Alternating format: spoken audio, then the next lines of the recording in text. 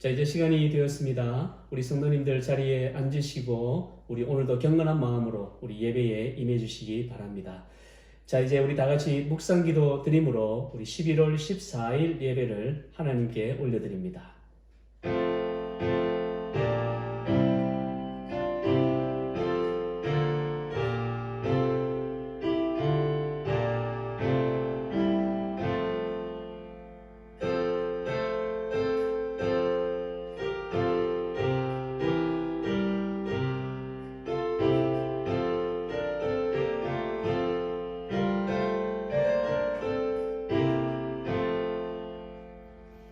할렐루야.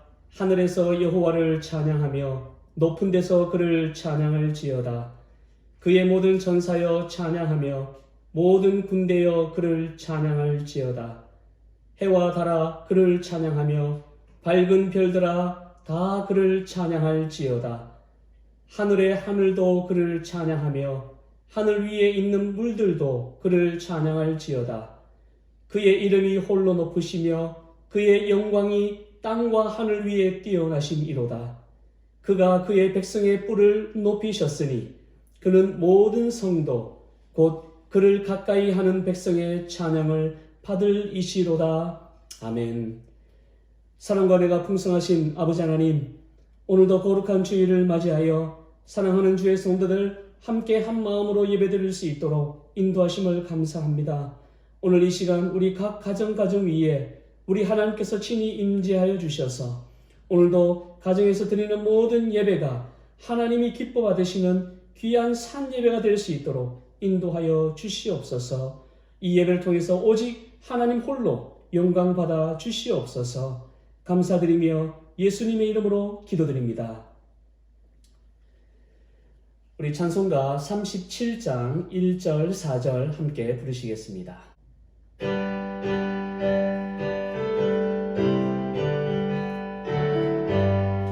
주 예수 이름 높이여 다 찬양하여라. 다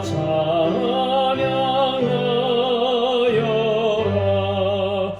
금멸 유관을 들여서 만유의 주를 찬양하세. 찬양 찬양 찬양 만유의 주 찬양. 주 믿는 성도 다 함께 주 앞에 엎드려 주 앞에 엎드려 무궁한 노래 불러서 만유의 주를 찬양하세. 찬양 찬양 찬양 만유의 주 찬양.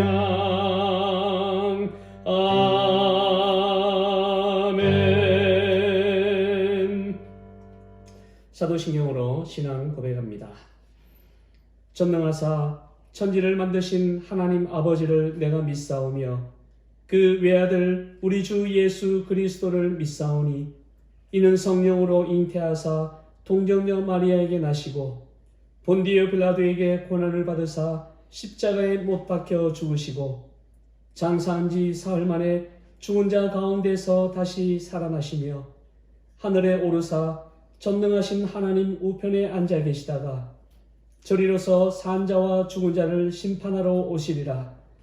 성령을 믿사오며 거룩한 공회와 성도가 서로 교통하는 것과 죄를 사하여 주시는 것과 몸이 다시 사는 것과 영원히 사는 것을 믿사옵나이다.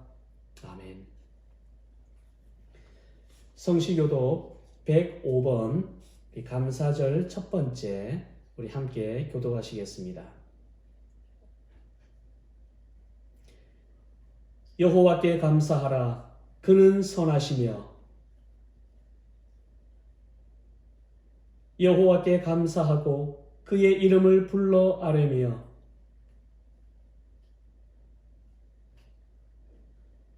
그들이 광야 사막길에서 방황하며 거주할 성읍을 찾지 못하고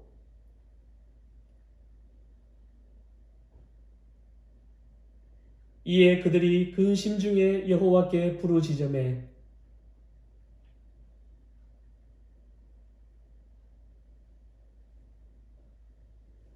여호와의 인자하심과 인생에게 행하신 기적으로 말미암아 그를 찬송할지로다.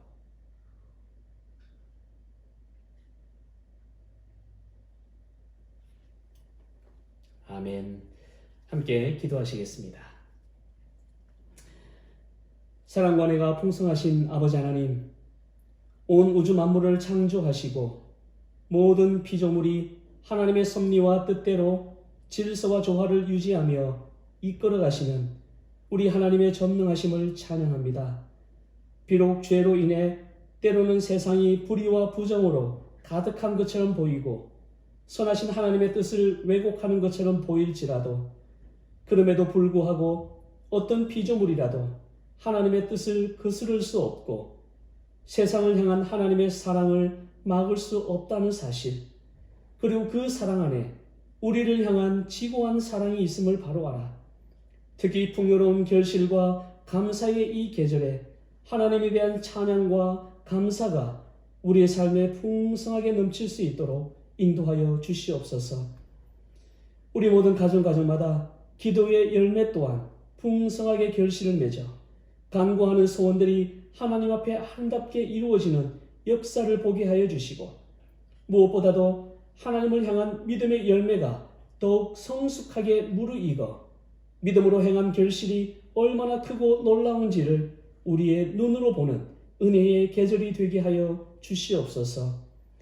이 계절에 우리의 믿음 또한 하나님을 기쁘시게 하는 믿음이 되게 하시고 우리의 가정도 하나님을 기쁘시게 하는 가정이 되어서 아버지 하나님, 하나님의 더 큰 복을 받는 우리 모든 가정들이 될 수 있도록 인도하여 주시옵소서. 이제 저희가 하나님 말씀을 받습니다. 이 시간 성령께서 우리의 마음을 움직여 주셔서 말씀이 인간의 말이 아닌 하나님의 살아계신 말씀으로 받을 수 있게 하시고 우리의 믿음이 말씀으로 반응하여 하나님을 기쁘시게 하는 복된 예배가 될 수 있도록 인도하여 주시옵소서. 감사드리며 예수 그리스도의 이름으로 기도드립니다. 자, 오늘 우리에게 주신 하나님의 말씀은 데살로니가 후서 2장 13절 말씀입니다. 데살로니가 후서 2장 13절 말씀. 자, 우리 다 같이 한 목소리로 우리 함께 읽겠습니다.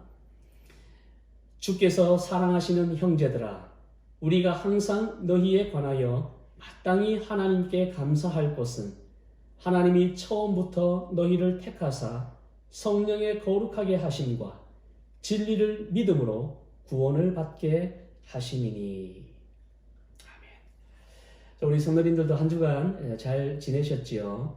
또 오늘 우리 말씀을 통해서 또 하나님이 우리의 심령에 또 우리의 가정에 주시는 복된 음성을 들을 수 있는 이 시간 될 수 있기를 축원드립니다.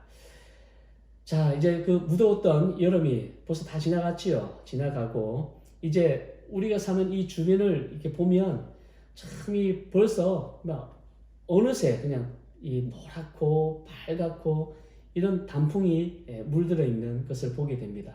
요즘은 이 차를 몰고 이제 가다 보면 뭐 고개를 어디를 돌리든 정말 이 아름다운 그 자연, 그리고 또 단풍으로 물든 그런 나무들을 보면서 참 눈이 행복한 그런 계절이 아닌가 그렇게 생각을 하는데요.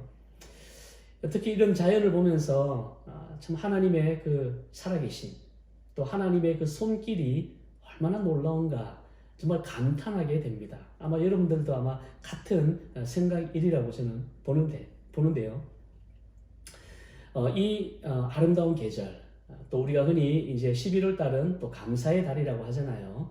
자, 이제 우리 이제 또 추수감사절이 이제 또 다가오고 있는데, 그래서 제가 오늘과 다음 주에 두 번에 걸쳐서 우리 감사라는 주제로 오늘 말씀을 좀 나누고자 합니다.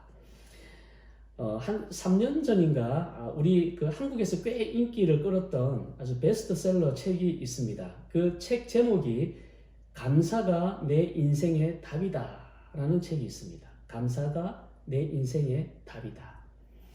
이 책을 쓰신 분이 이제 전광 목사님이라는 분인데, 이 책에 대해서 참 감사에 대한 그런 여러 가지 예들도 나오고 참 좋은 말들도 참 너무 많은데요. 여기에 이제 이렇게 썼어요. 제가 읽어드릴게요. 행복은 소유의 크기가 아니라 감사의 크기이고, 부족해도 감사하면 그 감사를 계속 낳게 되지만, 풍족해도 불평하면 불평만 낳게 된다. 결국 불평을 이기는 것은 감사밖에 없다. 예. 저는 이 마지막 말이 참 이 가슴에 와닿는데, 불평을 이기는 것은 감사밖에 없다. 예. 여러분 어떻게 생각하세요? 동의하십니까? 참 평범한 말 같지만은 이 곰곰이 생각해 보면 정말 맞는 말이고 아주 의미심장한, 우리가 살아가면서 잊지 말아야 될 그런 말이 아닌가 생각합니다. 행복은 결국에 그 감사의 크기와 비례한다는 것이죠. 감사의 크기와 비례한다. 물질을 얼마나 많이 갖고 있고 뭐 이런 것이 행복의 그 기준은 아니라는 것이죠. 우리가 뭐 잘 알고 있잖아요.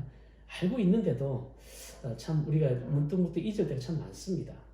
그리고 이제 감사를 습관적으로 하시는 분들은 보면 감사한 일이 계속, 감사가 감사를 낳아요. 그래서 감사한 일이 계속 딸려오는데, 반대로 불평을 습관적으로 하면 그 불평이 계속 끊이지 않는다는 거예요. 참 우리가 한번 깊이 새겨야 될 그런 말이죠. 그래서 불평을 이기는 것은 불평을 없애는 것이 아니라 감사를 많이 해야 된다. 제가 언젠가 이런 말씀을 드린 적이 있습니다. 우리의 그 나쁜 습관을 없애기 위해서는 나쁜 습관을 줄이는 것이 아니라 좋은 습관을 자꾸 더하면 된다. 제가 그런 말씀을 드린 적이 있죠. 나쁜 습관 절대로 줄여들 수가 없어요. 아무리 내가 나쁜 습관을 없애려고 오늘은 내가 이런 습관을 한번 안 해봐야지. 여러분 시도해도 그게 없어지는가요? 안 되죠. 근데 그걸 이길 수 있는 방법은 있어요. 뭐냐? 좋은 습관을 자꾸 기르는 겁니다. 좋은 습관을 자꾸 길러서 내 안에 있는 나쁜 습관이 자꾸 내 가운데로 오지 않도록 나쁜 습관을 밀어내는 것이죠. 그래서 내가 좋은 습관을 많이 기르면 자연적으로 나쁜 습관은 줄어들게 되어 있다는 것입니다. 마찬가지로 똑같은 말이죠. 불평을 없애는 방법은 참 우리가 불평을 없어지지가 않잖아요. 그렇죠? 순간순간 우리가 그냥 방심하면 우리 입에서는 불평이 나오게 되어 있습니다. 그런데 우리가 불평을 없애는 방법은 자꾸 불평을 줄이려고 하다 보면 그 스트레스가 돼요. 그거 대신에 여러분 감사를 자꾸 많이 하면, 내가 의도적으로라도. 그래서 이제 그때 이제 이 목사님 책이 나오고 난 뒤에 그 책에도 그 감사 일기 쓰는 거를 굉장히 강조를 많이 하거든요. 그래서 그 감사 일기 쓰는 그런 붐이 한때 일어났었습니다. 그 감사 일기를 쭉 쓰다 보면 하루에 꼭 내가 3가지면 3가지, 아니면 5가지. 제가 예전에 한번 우리 성도님들께도 한번 그런 게 제가 제안을 한 적이 있었죠. 우리 제가 그때 아마 10가지인가 한번 꼭 쓰자, 그렇게 한번 했던 것 같아요. 그렇게 감사를 매일매일 꼭 1가지 이상을 쓰다 보면 의외로 우리가 감사할 게 참 많았네. 또 의무적으로 막 쓰다 보면 오늘은 내가 뭘 가지고 감사하지? 자꾸 감사할 거를 생각하기 때문에 결국에는 여러분 감사할 게 자꾸 늘어난다는 것입니다. 그리고 그러다 보면 그게 습관이 되면 아주 사소한 것까지도 감사하게 된다는 것이죠. 그러면 어느새 불평이 내 입에서 사라지게 되는 것이죠. 우리가 사람들을 만나면 대화하다 보면은 막 불평을 많이 하는 사람들이 있잖아요. 그건 다른 게 아니에요. 감사할 줄을 몰라서 그래요. 감사하는 마음이 없기 때문에, 그리고 감사를 이렇게 잘 하지를 않기 때문에 그 감사가 계속 불평으로 나오는 겁니다. 자, 우리가 이거를 다시 한번 더 좀 마음에 새기고 우리 참 이 아름다운 계절, 우리가 늘 뭐 1년 365일 감사해야 되지만 특별히 우리가 또 이런 감사 주간이 이렇게 오면 또 우리의 감사하는 모습을 되돌아보면서 내가 정말 이 감사가 너무 부족하지 않나, 그렇게 생각 드시는 분들은 우리가 다시 한 번 더 마음을 바로잡고 우리의 삶에 계속 감사가 넘칠 수 있도록 습관적으로라도 감사할 그 조건들을 계속 찾을 수 있기를 바랍니다. 그러면은 저는 우리 올해 또 이제 남은 한 해 정말 더 감사의 많은 열매가 맺지 않을까, 그렇게 확신을 합니다. 자, 오늘 본문은 우리 그리스도인들이 과연 우리가 이제 감사를 하는데 어떤 감사를 해야 되는가, 감사의 동기, 또 우리는 과연 무엇 때문에 감사를 해야 되는가, 그 감사의 아주 그 근원적인 이유, 이거를 아주 명확하게 말씀해주고 있는 본문이에요. 제가 아마 예전에도 한번 이 본문을 가지고 한번 설교를 했던 기억이 있는데, 여기에서 아주 우리가 감사에 대한 우리의 시각, 그리고 우리는 정말 너무 감사가 사실은 물질에 매여 있잖아요. 근데 그거를 좀 더 뛰어넘을 수 있는, 우리가 정말 감사해야 될 진짜 이유가 무엇인가, 그거를 분명히 말씀해주고 있다는 것입니다. 본문을 다시 보시면, 주께서 사랑하시는 형제들아, 우리가 항상 너희에 관하여 마땅히 하나님께 감사할 것은 하나님이 처음부터 너희를 택하사 성령에 거룩하게 하심과 진리를 믿음으로 구원을 받게 하심이니. 사도 바울은 데살로니가 교회를 향해서 하나님께 감사해야 하는 그 이유를 다 명확하게 3가지로 말해주고 있습니다. 하나씩 살펴보면요, 첫 번째는 뭐냐? 첫 번째, 하나님의 택하심 때문에 감사해야 한다. 그것도 마땅히 당연히 감사해야 되는 그 이유의 첫 번째가 바로 하나님의 택하심 때문에, 하나님이 나를 택하셨기 때문에. 사도 바울은 여기서 뭐라고 했냐면 처음부터 너희를 택하사, 이렇게 했습니다. 처음부터. 자, 처음부터 너희를 택하사. 자, 그러면 사도 바울이 여기에 처음부터라고 했는데, 그러면 이 처음이 과연 언제부터라는 말인가? 언제부터 우리를 택하셨다는 말인가? 아마 이제 가장 이 부분을 잘 표현해 주는 부분이 에베소서가 아닌가, 저는 그렇게 봅니다. 에베소서 우리 1장 4절을 한번 보시면 같이 한번 읽어볼까요? 에베소서 1장 4절 시작. 곧 창세전에 그리스도 안에서 우리를 택하사 우리로 사랑 안에서 그 앞에 거룩하고 흠이 없게 하시려고. 자, 언제부터 택하셨다고 했죠? 창세 전부터. 창세 전부터. 그러니까 이 처음부터라는 말은 이 에베소서에 의하면은 창세 전부터 우리를 택하셨다, 이렇게 되는 거죠. 창세 전부터. 사실 이제 하나님의 선택, 하나님의 그 택하심, 이거는 굉장히 중요한 교리입니다. 그리고 굉장히 신학적인 논쟁도 많은 그런 주제이기도 해요. 사실 하나님의 선택. 왜냐하면 하나님께서는 선택을 구원받을 사람만 하셨느냐, 아니면은 온 인류를 대상으로 보편적으로 선택하셨느냐, 이런 문제거든요. 만약에 구원받을 사람만 하나님이 딱 선택하셨다면은 온 인류를 사랑하시는, 온 인류를 또 창조하셨던 하나님의 속성에 위배가 되지요. 또 이제 반대로, 그럼 온 인류를 다 하나님이 선택하셨다면 그럼 왜 하나님을 믿지 않고 지옥 가는 사람들이 있냐는 거죠. 그러면 하나님의 선택 자체가 아예 문제가 있지 않는가? 그러면 전능하신 하나님이 이 오류를 범하게 되는 거죠. 이처럼 하나님의 선택을 어떻게 해석하고 받아들이냐에 따라서 뭐 개인의 신앙도 조금 달라지고, 또 여기에 이제 교단의 이제 각 입장도, 물론 이제 이런 입장들 때문에 이제 교단이 갈라지기도 하는데요. 한쪽은 하나님의 하나님의 전지전능하심이 탁 부각되어서 하나님이 전지전능하시기 때문에 아예 구원받을 사람만 택하셨다는 거예요. 하나님은 누가 구원받을 사람인지, 누가 구원받지 않을 사람인지 하나님은 다 아시기 때문에 그 구원받을 사람만 선택하셨다. 이게 이제 좀 더 확장이 되면 예수님의 그 십자가의 대속의 죽음도 인류를 위해서 죽으신 게 아니라 구원받을 사람만, 선택자들만을 위해서 돌아가셨다, 대속하셨다. 이제 그렇게 보는 입장이지요. 또 이제 완전히 반대쪽은 뭐냐면 하나님은 당연히 모든 인류를 다 선택하셔야 그게 하나님의 속성에 맞지요.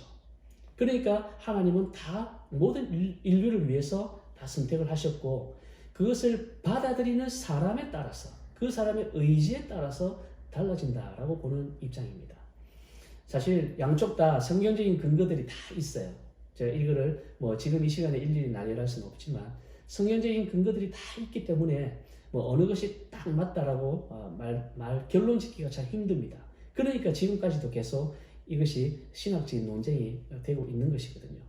근데 뭐 구원 아주 궁극적인 그 구원관에 관하고는 뭐 전혀 관계 없는 건 아니지만 어쨌든 그 구원관에 뭐 미치는 영향은 별로 없기 때문에 양쪽 다 그렇게 다 받아들이고는 있습니다. 우리 성도님들도 아마 이제 이 부분에 대해서 좀 신앙적인 성향에 따라서 둘 중에 이제 하나의 입장을 취할 수도 있는데요. 뭐 제 개인적으로는요, 좀 후자 쪽이 더 가깝습니다. 만약에 하나님이 구원받을 사람만 딱 택하셨다면 우리가 아무리 전도해도 하나님이 이미 구원받지 않을 사람을 이미 하나님께서 선택하지 않으셨다면 그 사람은 우리가 아무리 전도해도 소용이 없는 것이죠. 하나님은 왜냐하면 택할 사람만 딱 선택하셨기 때문에. 그러면 우리의 전도는 아무런 소용이 없는 것입니다. 그렇기 때문에 저는 이제 그 하나님의 선택이라는 것은 구원받은 사람만 딱 한정해서 선택한 것이 아니라 누구에게나 다 인류 보편적으로 선택하셨다고 저는 이제 그렇게 보고 있고요. 그래서 그 선택을 받아들인 사람에게는 하나님의 그 선택이 긍정적으로 이제 영향을 미치는 것이죠. 하나님은 모든 사람들에게 다 선택이라는 그 기회를 다 주셨어요. 다 주셨는데 받아들이는 사람은 그 하나님의 선택이 이제 긍정적으로 작동을 해서 이제 하나님의 은혜를 입게 하고 또 구원에 이르는 그 과정 속에서 이제 구원에 이르도록 하나님이 이제 적극적으로 우리의 삶에 개입을 하신다는 것입니다. 또 이제 반대로 하나님의 그 선택을 거부하는 사람들에게는 하나님의 선택이 이제 신학에서는 이게 소극적으로 개입한다 이렇게 표현을 해요. 하나님의 선택이 아주 소극적으로 개입하시게 되는데 그거를 좀 더 이제 그 전문적인 용어로는 유기라고 합니다. 유기한다는 거예요. 하나님의 선택을 거부하는 자들은 하나님도 유기한다. 하나님은 인간을 기계로 만들지 않으셨기 때문에 그 사람의 의지가 영향을 미친다는 거예요. 그래서 하나님의 선택을 거부하게 되면 하나님의 선택은 그 사람을 유기하는 방법으로 작동을 한다는 겁니다. 그래서 그 사람이 죄를 짓든 짓지 않든 하나님은 당신의 그 선택을 거부하는 자들에 대해서는 하나님은 죄를 지어도 그냥 죄를 짓도록 유기하신다는 거죠. 그런 식으로 하나님의 선택이 작동한다. 그런데 이제 우리가 중요한 것은 뭐냐면 저는 이렇게 생각을 해요.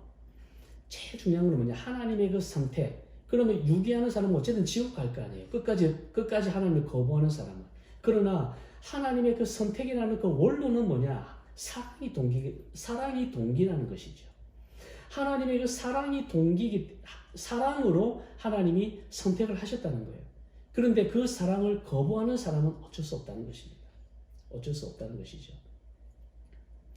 하나님의 그 선택이 그러나 우리가 중요한 것은 뭐냐면 사랑의 기초를 하고 있기 때문에 하나님은 항상 그 당신을 거부하는 그 사람들도 언제든지 돌아올 수 있도록 문은 항상 열려 있다는 것이죠.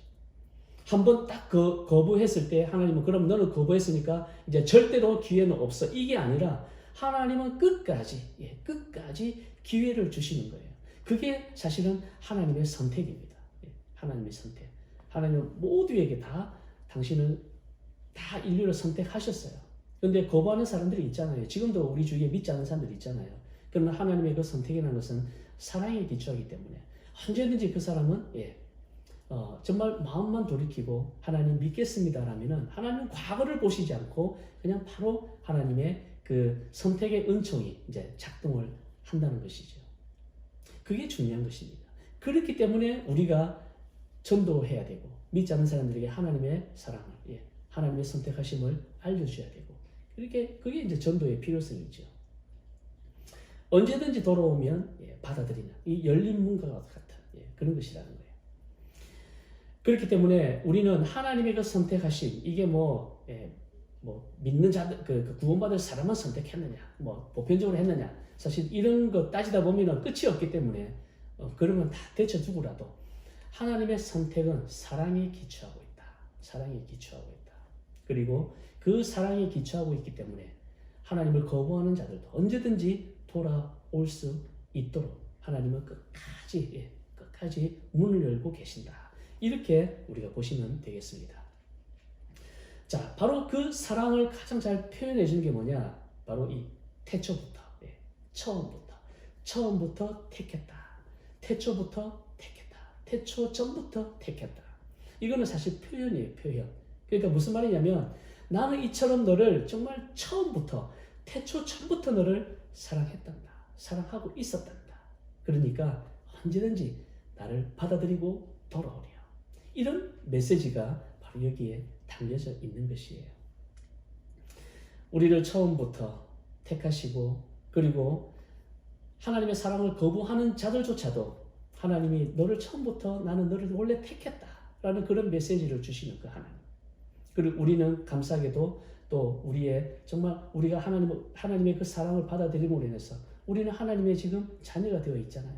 그러니까 하나님의 아예 처음부터 하나님의 그런 택하심이 아예 없었더라면 우리는 그런 기회조차도 없는 거지요. 그런데 하나님은 처음부터 태초부터 우리를 택하시고 언제든지 올 수 있도록 문을 활짝 열어주신 그 하나님을 우리가 생각하면서 우리가 지금 하나님께 감사할 수 있는 바로 그것이 우리가 하나님께 감사할 수 있는 모티브가 되어야 된다는 그것이죠. 그런데 이제 중요한 것은 뭐냐면은 이 창세전에를 이제 본문에서는 처음부터라는 표현을 썼다고 했잖아요. 그런데 사실 여기에 더 중요한 부분이 하나 있습니다. 뭐냐면은 이 처음부터라는 이 단어가 사실은 사도 바울이 굉장히 의도적으로 사실은 이것을 쓴 거예요. 썼는데 이 처음부터에 해당하는 이 단어가 어떤 단어하고 동일하냐면은 첫 열매라는 단어가 동일한 것입니다. 첫 열매. 그러니까 사도 바울은 지금 이 오늘 말씀을 통해서 어떤 메시지를 주고 있냐면은 하나님께서 우리를 택하신 이유가 뭐냐? 하나님께서 우리를 택하신 이유는 우리를 첫 열매로 삼으시기 위해서 아니면 첫 열매로 아예 삼으셨기 때문에 우리를 택하셨다. 이 말을 지금 사도 바울은 하고 싶은 것입니다.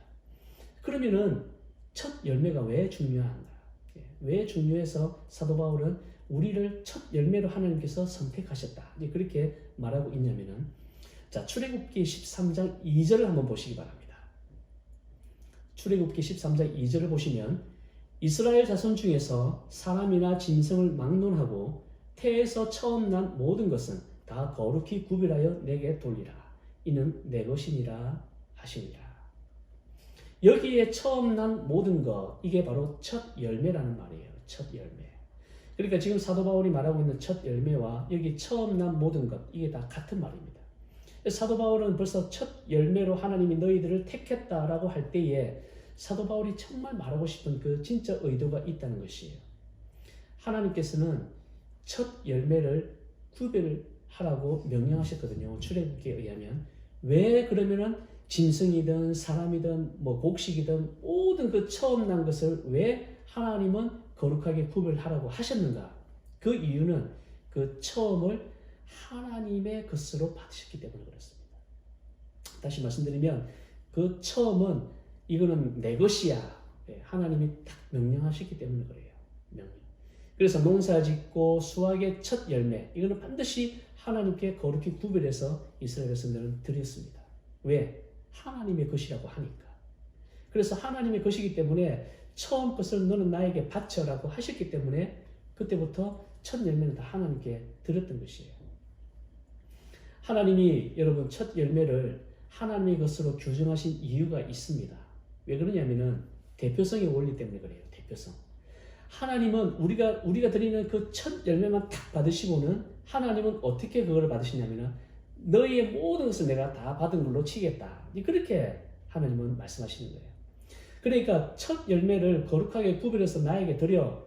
그것이 내 것이기 때문에 그러니까 너희들 앞으로 그렇게 드려라고 한 것은 뭐냐면 나는 너희들의 첫 열매만 나는 받고 너희들의 모든 것을 내가 다 받은 걸로 치겠다.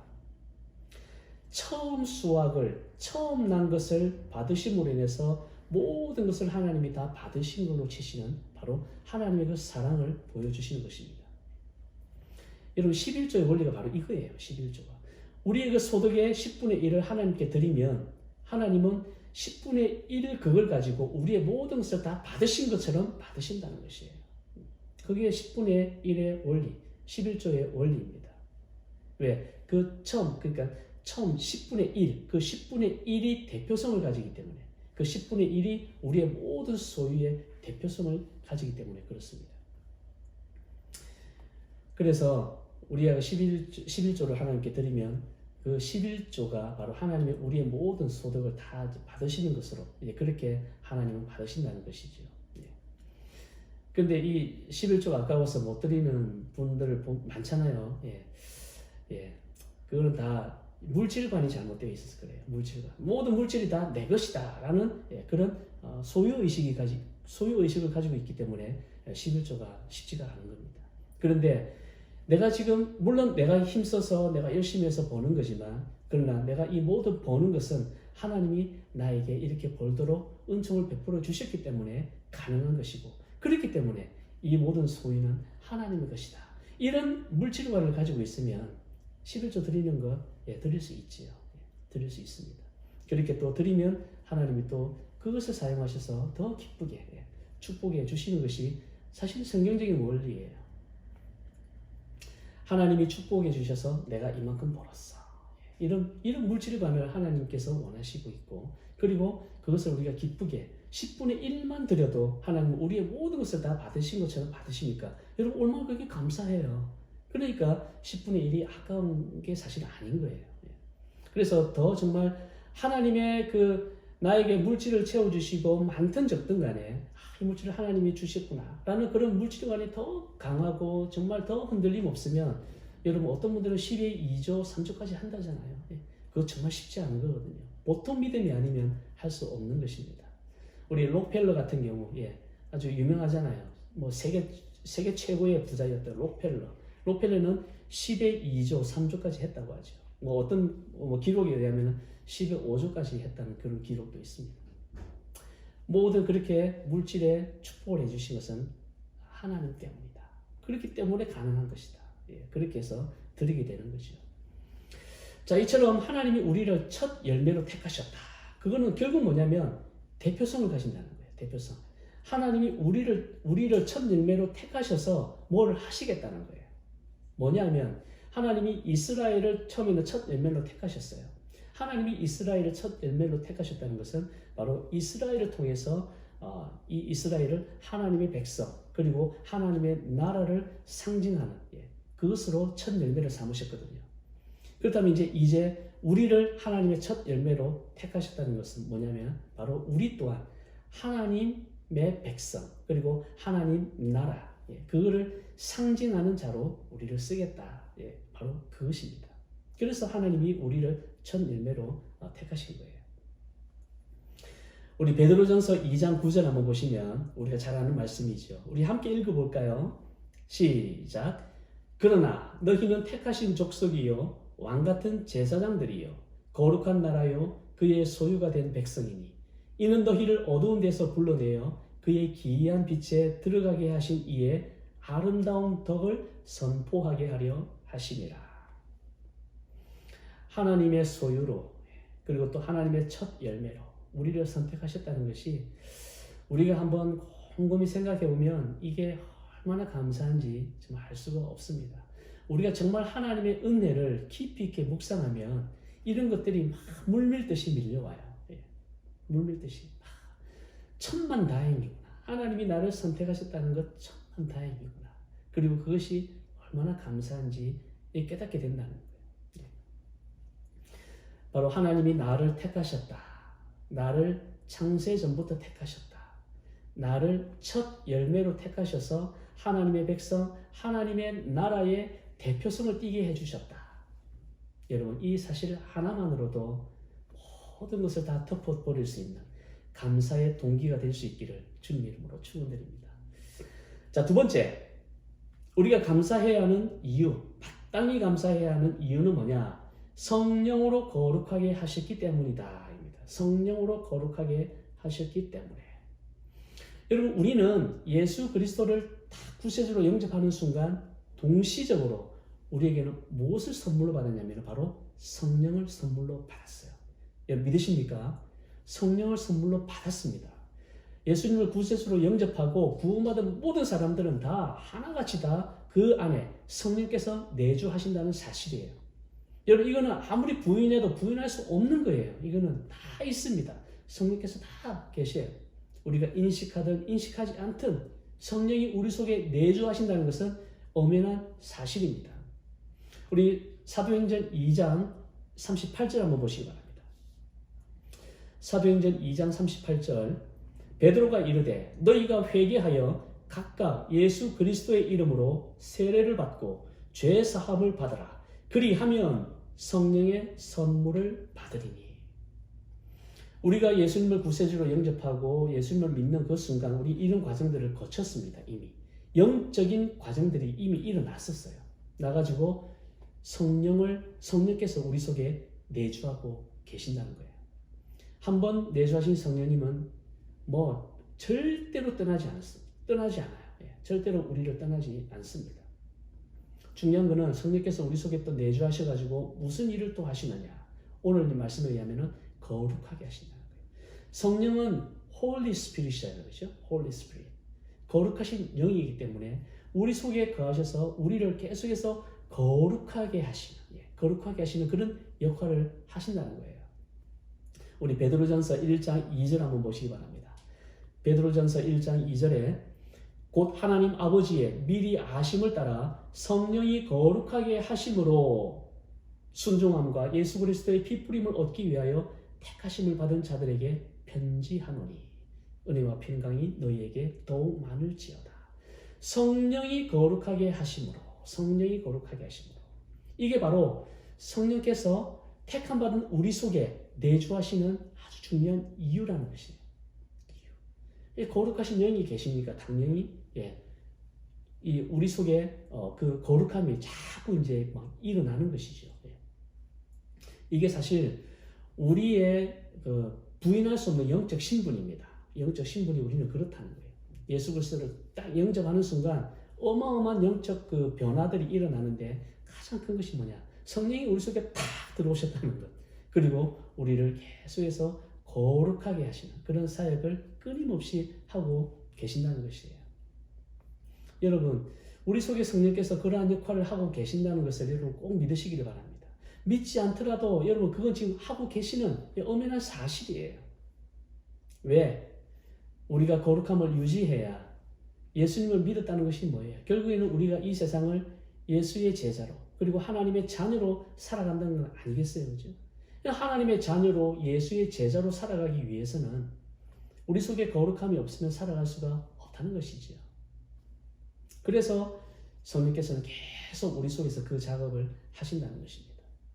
아까 우리가 그 베드로전서 2장 9절에서도 읽었지만은 우리를 택하셔가지고 거룩한 백성으로 막 삼으시고 막 이렇게 하시는 이유가 결국에 뭐냐? 하나님의 아름다운 덕을 선전하게 하기 위해서. 즉 하나님을 드러내고 나타내게 하기 위해서 우리를 그렇게 하신다는 거예요.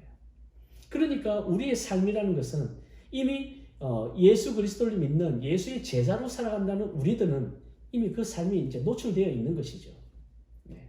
그래서 우리의 그 삶을 통해서 우리는 은연중에 하나님을 보여주게 되고 예수 그리스도의 십자가를 드러내게 되는 그런 우리의 삶을 우리는 살고 있다는 것이에요. 그런 이런 삶을 살아야 되는데 우리 속에 거룩함이 만약에 메말라버리고 사라져버리고 없어져버리면 이런 삶을 여러분 감당할 수 있겠어요? 할 수가 없는 것이에요. 그러니까 이런 삶을 살 수 있도록 계속해서 그 동력을 제공하는 것이 바로 성령이라는 것이에요. 성령. 성령의 거룩함이 없으면 우리는 이런 삶을 절대로 버텨내지 못하고 살아가지 못합니다. 그래서 하나님의 자녀가 되는 순간에 정말 우리는 이제 세상과 완전히 다른 가치관으로 살아가게 되는데, 믿는 사람과 믿지 않는 사람의 가장 큰 차이점은 뭐냐? 바로 그 안에 성령이 계시느냐, 계시지 않느냐. 이는 그만큼 중요한 것입니다. 그리고 그 성령이 계시고 안 계시고는 이 땅을 살아가는데도 물론 아주 중요하지만, 나중에 이제 우리가 천국 갈 때에 우리 속에 성령의 그 인치심이라고 하잖아요. 그죠? 어디 우리 놀이동산 가면은 프리패스 받잖아요. 근데 그걸 딱 보고 통과하잖아요. 성령의 인치심이란 바로 그겁니다. 우리 속에 성령이 이미 인치셔가지고 치울 수 없는 도장이 딱 박혀져 있기 때문에 우리가 천국 갈 때 그것이 프리패스가 되는 거예요. 그래서 우리의 그 성령을 보시고 가게 되는 것이죠. 천국으로 가는 것이죠. 이처럼 이 성령의 역할이라는 것은 너무나 중요한 것이고, 나중에 이제 주님 오실 날, 우리가 심판받는 마지막 날에 있어서는 이 성령이 계시느냐 계시지 않느냐가 결정적인 요인이라는 것입니다. 그렇기 때문에 우리가 사실은 이제 이 땅을 살아가면서 우리 사실 연약하잖아요. 부족한 점도 많고 또 우리가 넘어지기도 많이 넘어지고 막 그러지 않습니까? 그렇다 할지라도 우리 속의 거룩함은 절대로 떠나지 않아요. 완전히 없어지지는 않습니다. 그거 아셔야 돼요. 그거 아셔야 됩니다. 성령께서 지금 내하고 안 계셔, 이런 말은 잘못된 표현이에요. 한번 내주하신 성령님은 계속 계십니다. 절대로 안 떠나요. 그렇기 때문에 우리가 예를 들어서 이제 우리가 세상에 빠져가지고 우리가 좀 이게 연약한 모습을 보일 수도 있고 그렇다 할지라도 우리는 나를 통해서 내 스스로가 나는 지금 내가 이런 삶을 볼 때에 나는 거룩한 사람이 아니야, 사실은 이렇게 말해서는 안 돼요. 비록 삶이 좀 부족한 모습이 있다 할지라도 그렇게 말을 해서는 안 된다는 것이에요. 왜? 그렇게 말하면 우리 속에 계시는 그 성령님에 대한 사실은 모욕입니다. 모욕하는 거예요. 우리는 좀 부족하더라도 오히려 나는 거룩한 하나님의 백성이야. 내 안에 성령님이 계시기 때문에 나는 지금 좀 부족한 점이 있다 하더라도 그러나 나의 거룩함은 없어지지 않아. 나는 하나님의 거룩한 백성이야. 이런 자세로 사실 살아가는 것이 더 중요하다는 것입니다. 이게 바로 성령을 존경하는 그런 태도라는 것이죠. 지금도 나를 끊임없이 거룩하게 하시는, 그래서 어떻게든 예수의 제자로 하나님의 자녀로 살아갈 수 있도록 힘주시고 능력을 주시는 그 성령의 거룩하심 때문에 내가 살고 있다는 것, 이런 꼭 기억하시고, 그 성령의 거룩하심이 모든 것을 다 엎어버릴 수 있는 나의 감사의 동기가 될 수 있기를 축원드립니다. 자, 이제 마지막 세 번째로 우리가 마땅히 감사해야 될 이유, 그것은 바로 우리가 구원받았기 때문입니다. 구원받았기 때문에 하나님이 처음부터 너희를 택하사 성령의 거룩하게 하심과 진리를 믿음으로 구원을 받게 하시니. 구원을 받게 하시니. 여기 이제 구원의 아주 중요한 원리가 나오죠. 구원이 무엇을 통해서 이루어지느냐. 오늘 말씀에 의하면 진리를 믿음으로 구원을 받게 하셨다. 우리 요한복음 14장 6절 한번 보시면 우리 같이 한번 읽겠습니다. 시작. 예수께서 이르시되 내가 곧 길이요 진리요 생명이니 나로 말미암지 않고는 아버지께로 올 자가 없느니라. 예수님은 당신을 향해서 뭐라고 했어요? 길이요 진리요 생명이니. 그러니까 진리를 믿음으로 구원에 이른다. 이것은 뭐냐면 즉 예수 그리스도를 믿음으로 구원을 받는다. 이 같은 것이에요. 구원을 얻는 유일한 길이라는 것은 뭐냐? 다른 길은 없다는 거죠. 구원을 얻는 유일한 길, 단 한 길은 뭐냐? 예수 그리스도를 믿는 것이에요. 믿으십니까? 예수 그리스도를 믿는 것만이 구원을 받는 유일한 길이다. 요즘 주위에서 종교다원주의를 해가지고 구원받는 길은 여러 가지가 있다 그렇게 이야기하는데, 여러분 절대로 그거 들어서는 안 돼요. 예수를 믿는 것만이, 예수를 구세주로 영접하는 것만이 구원에 이르는 길임을 여러분 꼭 기억하시기를 바랍니다. 이처럼 우리가 오늘 이 세 가지를 우리가 살펴보았지요. 하나님께서 나를 택하셨다. 그리고 성령께서 나를 거룩하게 하셨다. 그리고 나를 구원하셨다. 누구를 통해서? 예수 그리스도를 통해서. 정말 이 세 가지가 어떻게 보면은 우리가 정말 감사할 수 있는 가장 어떻게 보면은 기본, 가장 근본 그 감사의 이유를 제공하고 있는 것입니다. 여러분, 우리는 특별히 구원의 흔들림이 없어야 돼요. 구원의 흔들림이 없어야 됩니다. 내가 구원받았나? 내가 구원받지 못했나? 벌써 거기에 대해서 확신이 없으면 우리의 그 감사의 생활이 자꾸 흔들릴 수밖에 없어요. 왜냐하면 그 구원에 대한 확신, 나는 예수 그리스도를 통해서 분명히 나는 구원을 받았어. 사실 뭐 구원받았다는 말이 이미 우린 죽어야 되는데 살아났다는 거 아니에요. 그만큼 얼마나 감사한 일이 뭐 있습니까? 그거 하나만으로도 모든 불평을 다 잠재울 수 있잖아요. 그러니까 구원의 확신을 갖는다는 건 너무나 중요한 것입니다. 그 구원의 확신이 있는 사람과 없는 사람을 보면 감사의 그 차이가 아주 많이 드러나죠. 근데 구원의 확신이 정말 확실한 사람은 감사의 생활이 그만큼 깊고 또 넓게 그렇게 감사한 삶을 살 수 있다는 것입니다. 우리 예수님께서는 바로 이러한 구원을 우리에게 주시기 위해서 영원히 지워지지 않는 그 존귀하신 보혈로 우리의 이름 석자를 십자가에 탁 새겨 주셨던 것이에요.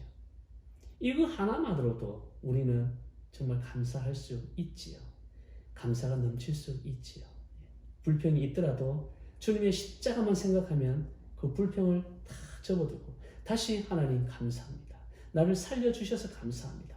그렇게 우리가 고백할 수 있는 것입니다. 이번 추수감사절 이 시즌을 통해서 우리의 감사가 과연 어디에서 출발하는가, 그걸 한번 다시 점검해 볼 수 있기를 바랍니다. 물론 우리는 세상에 발을 딛고 살기 때문에 우리의 감사가 정말 이 물질에 많이 영향을 받아요. 뭐가 잘 되면은, 사업이 잘 되면, 또 직장에서 승진하면, 또 뭐가 잘 되면은 뭐 자녀들이 잘 되고 이러면 우리는 하나님께 막 감사하고, 그런 게 좀 안 되면은 감사가 싹 죽어져 버려요. 그거는 철저하게 물질에 의존한 감사죠. 여러분, 이거는 믿지 않는 사람들 더 잘합니다. 더 잘해요. 근데 우리 믿는 사람이 뭐가 달라요? 믿는 사람은 뭐가 다른 게 있잖아요. 그렇죠? 예수 그리스도의 그 십자가의 보혈이 있고, 그리고 또 성령께서 내주하시는 그 성령께서 계시고, 지금도 우리 삶에 개입하시는 그 하나님의 사랑이, 하나님의 은혜가 부어지고 있잖아요. 그거를 우리가 바라볼 수 있다면 우리의 감사는 현실, 이 상황을 뛰어넘어서, 그걸 부정한다는 건 아니에요. 현실 상황도 우리가 감사하고 물질에 따라 감사하지만, 그러나 그럼에도 불구하고 우리는 하나님의 그 놀라운 사랑과, 그죠? 택하심, 그리고 성령께서 거룩하게 하심, 예수 그리스도를 통해서 구원받은 이런 아주 그 놀라운 그 사실, 이것 하나만 가지고도 우리는 정말 기뻐하며 감사할 수 있다는 것입니다. 우리의 감사가 결국 그까지 나아가야 된다는 것이죠. 나를 택하시고 또 거룩하게 하시고 구원하신 이 삼위일체의 하나님만으로도 우리 모든 감사의 동기가 될 수 있다는 것 꼭 기억하시고, 이 풍요로운 가을에 가정가정마다 정말 감사의 그 기적의 열매가 풍성하게 열매 맺으시기를 주님의 이름으로 축원드립니다. 기도하시겠습니다. 사랑과 은혜가 풍성하신 아버지 하나님, 죄와 허물로 죽을 수밖에 없었던 우리들을 택하여 주시고 첫 열매로 삼으셔서 십자가의 사랑으로 구원해 주심을 참으로 감사드립니다. 그 받은 사랑과 은혜가 너무나도 큰데 우리는 살아가면서 하나님의 사랑과 은혜를 자꾸만 잊어버리고 내 생각과 뜻대로 되지 않으면 그저 불평하고 원망했던 모습이 있었음을 고백하오니 저희들의 부족함을 용서해 주시고 다시 한번 하나님께서 나에게 베풀어 주신 사랑과 은혜를 바라보며 십자가의 그 사랑이 우리의 감사가 끊이지 않는 원동력이 될 수 있도록 인도하여 주시옵소서. 감사드리며 예수 그리스도의 이름으로 기도드립니다. 우리 찬송가 593장 1절, 2절, 3절, 6절 우리 부르시면서 준비하신 예물 하나님께 봉헌하시겠습니다.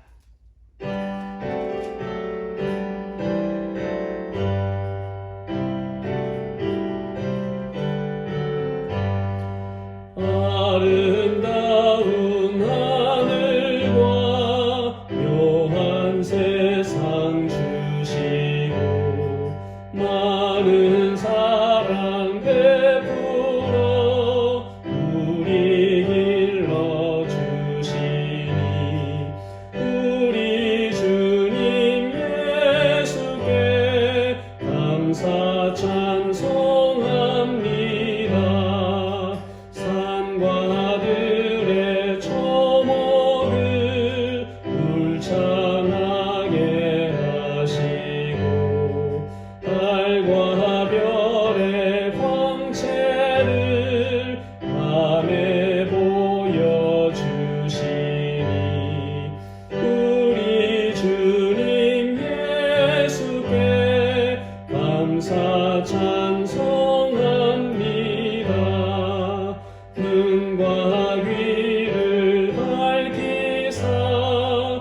마음과 뜻이 합하고 신기하게 움직여 묘한 조화 이루니 우리 주님 예수께 감사 찬송합니다.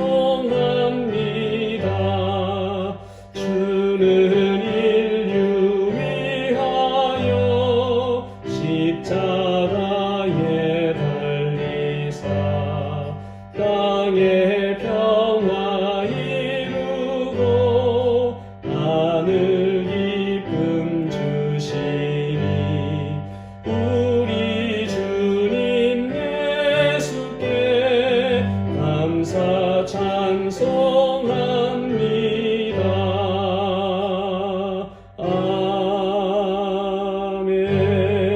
아멘.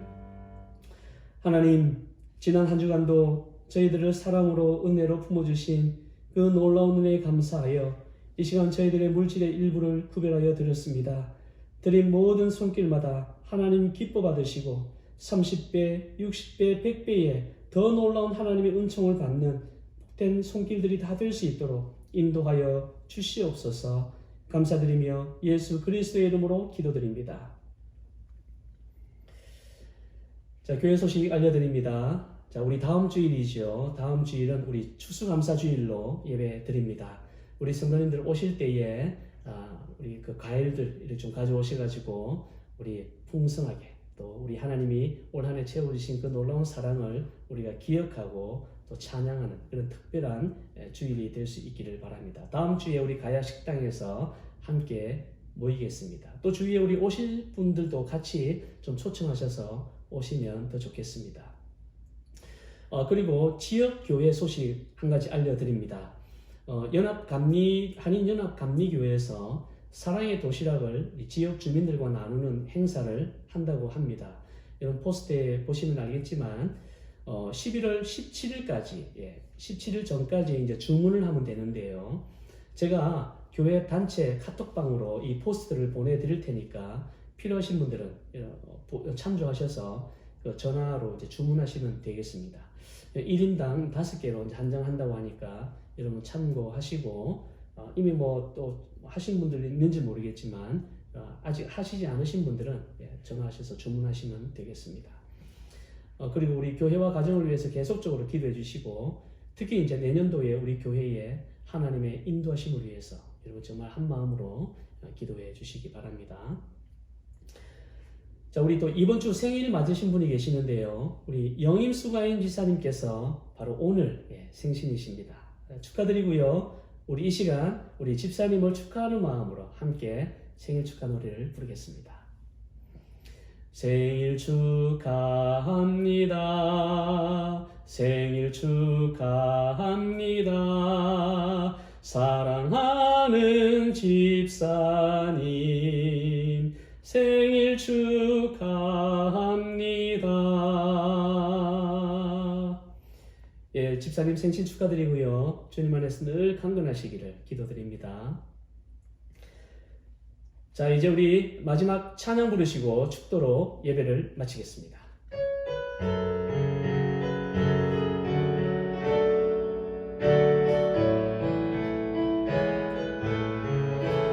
날 구원하신 주 감사, 모든 것 주신 감사, 지난 추억 이래 감사, 주내 안에 계시네. 향기로운 봄철에 감사, 외로운 가을 날 감사, 사라진 눈물도 감사, 나의 영혼 평안에 응답하신 기도 감사, 거절하신 것 감사, 헤쳐나온 풍랑 감사, 모든 것 채우시네. 아픔과 절망 중위로 감사 증량 못할 은혜 감사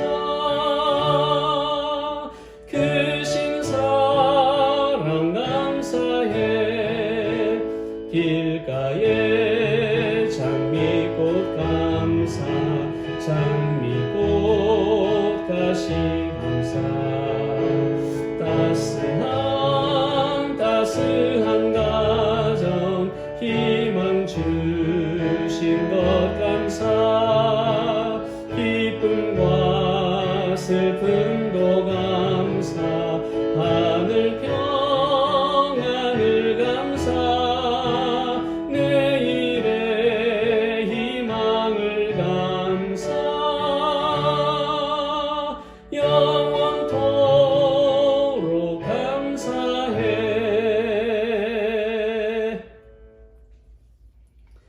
이제는 우리 주 예수 그리스도의 은혜와 하나님의 크신 사랑과 성령님의 감화 감동 교통하심이 물질과 상황에 따라 변하는 감사가 아닌 하나님께서 베풀어 주신 구원의 은혜와 사랑 그 하나만으로도 감사가 끊이지 않아 감사가 가져다 주는 놀라운 기적을 체험하기를 소망하는 우리 모든 심령들 위해 이제부터 영원까지 함께 하시기를 간절히 축원드리옵나이다. 아멘.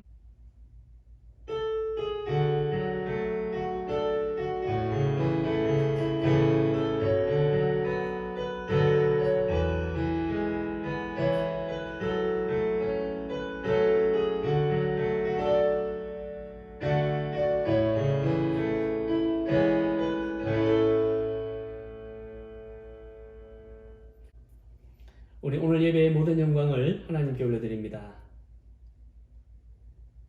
수고 많으셨고요. 우리 한 주간도 말씀과 기도로 승리합시다.